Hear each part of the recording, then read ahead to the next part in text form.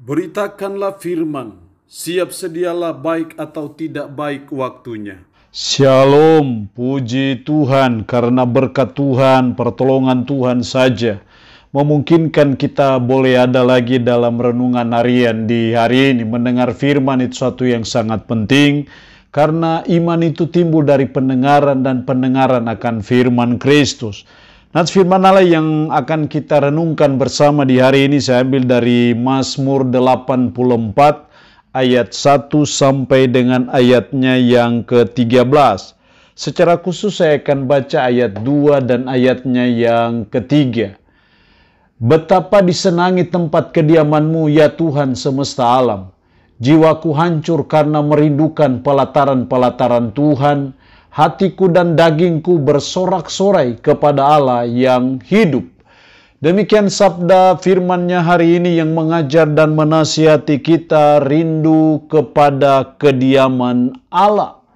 Sebagai umat yang sudah ditebus dengan darah yang mahal di Bukit Golgota, seharusnya dan sepatutnya kita selalu rindu kepada kediaman Allah, rindu untuk selalu bertemu dengan Allah, rindu untuk senantiasa beribadah kepada Dia yang empunya hidup ini.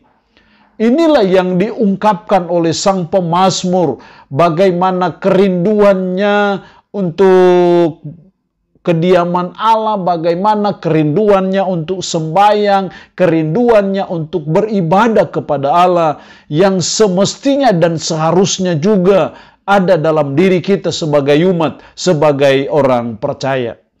Lalu pertanyaannya adalah apa manfaatnya kalau kita rindu kepada kediaman Allah? Apa manfaatnya kalau kita rindu untuk senantiasa beribadah kepadanya, memuji Dia, memuliakan Dia? Apa manfaatnya dan apa gunanya bagi kita sebagai umat, sebagai orang percaya?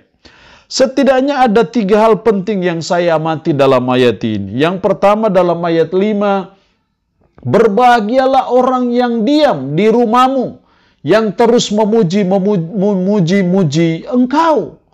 Berbahagialah siapa? Orang-orang yang diam di rumahmu.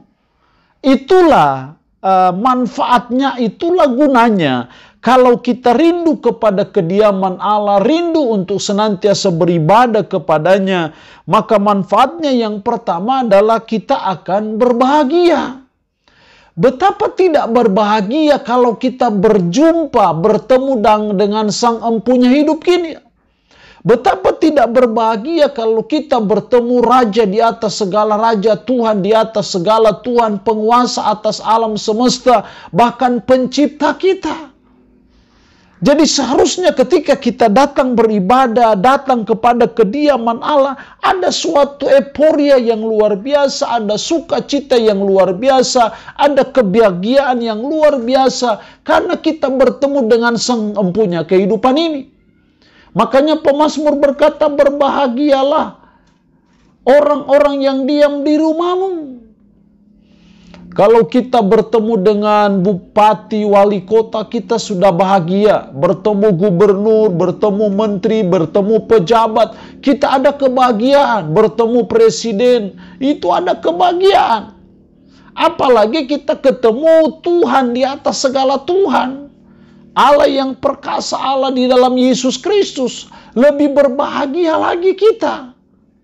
Jadi itulah manfaat ketika kita rindu kepada kediaman Allah, rindu untuk beribadah kepadanya, kita akan mengalami kebahagiaan dalam hidup ini. Karena perjumpaan dengan sang sumber kebahagiaan itu akan mendatangkan kebahagiaan tersendiri dalam hidup kita sebagai umat, sebagai orang beriman. Yang kedua, manfaat kita rindu kepada kediaman Allah. Rindu beribadah kepadanya, ayat 6-8.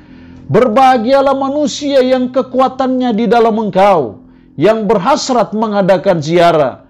Apabila melintasi lembah Baka, mereka membuatnya menjadi tempat yang bermata air. Bahkan hujan yang pada awal musim menyelubunginya dengan berkat. Mereka berjalan makin lama makin kuat, hendak menghadap Allah di Sion.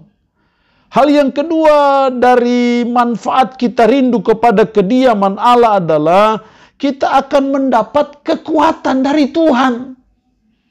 Mereka berjalan makin lama makin kuat, hendak menghadap Allah. Di Sion ada kekuatan yang ekstra, ada suatu kekuatan yang luar biasa ketika kita datang sembahyang, ketika kita datang beribadah kepada Allah.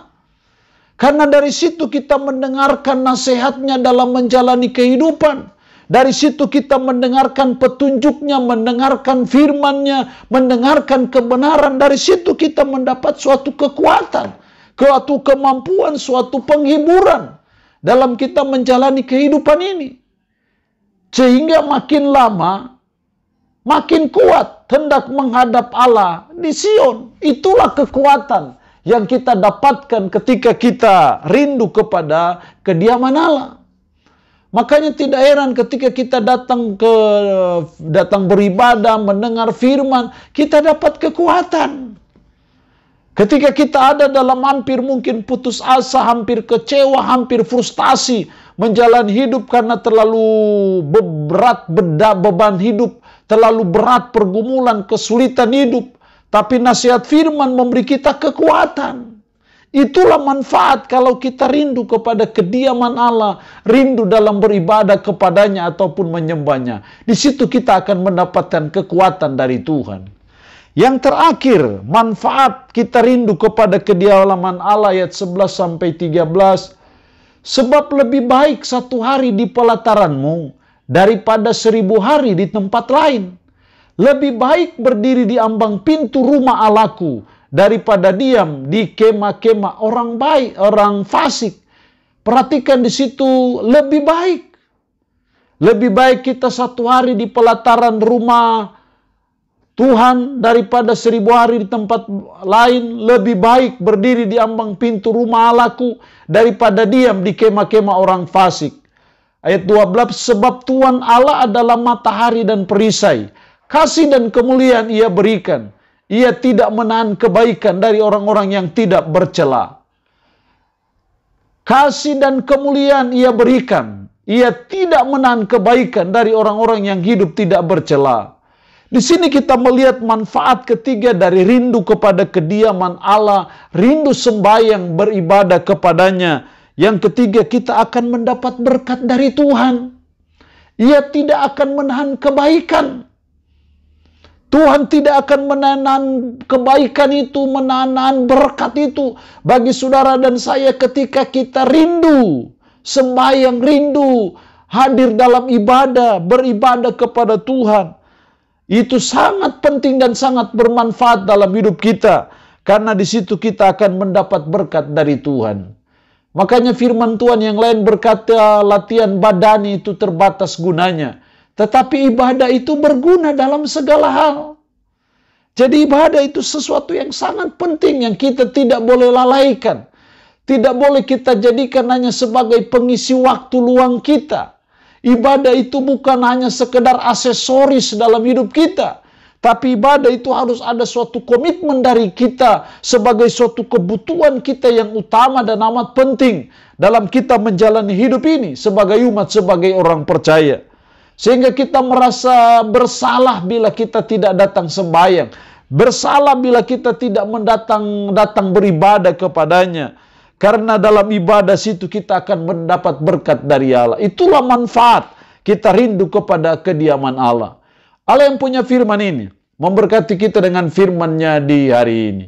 Amin. Mari kita berdoa. Puji syukur untuk firman-Mu hari ini yang mengajar dan menasihati kami rindu kepada kediaman Allah. Biarlah itu terus ada dalam diri kami sebagai umat, sebagai orang percaya. Karena itu sesuatu yang sangat bermanfaat dalam hidup kami.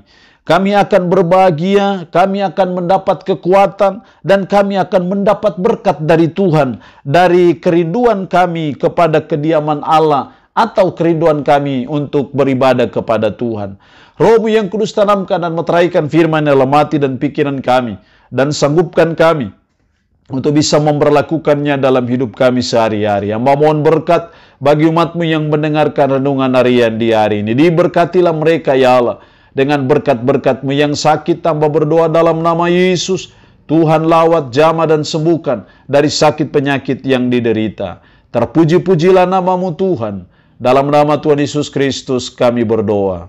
Amin. Shalom. Tuhan Yesus memberkati kita dengan firman-Nya di hari ini.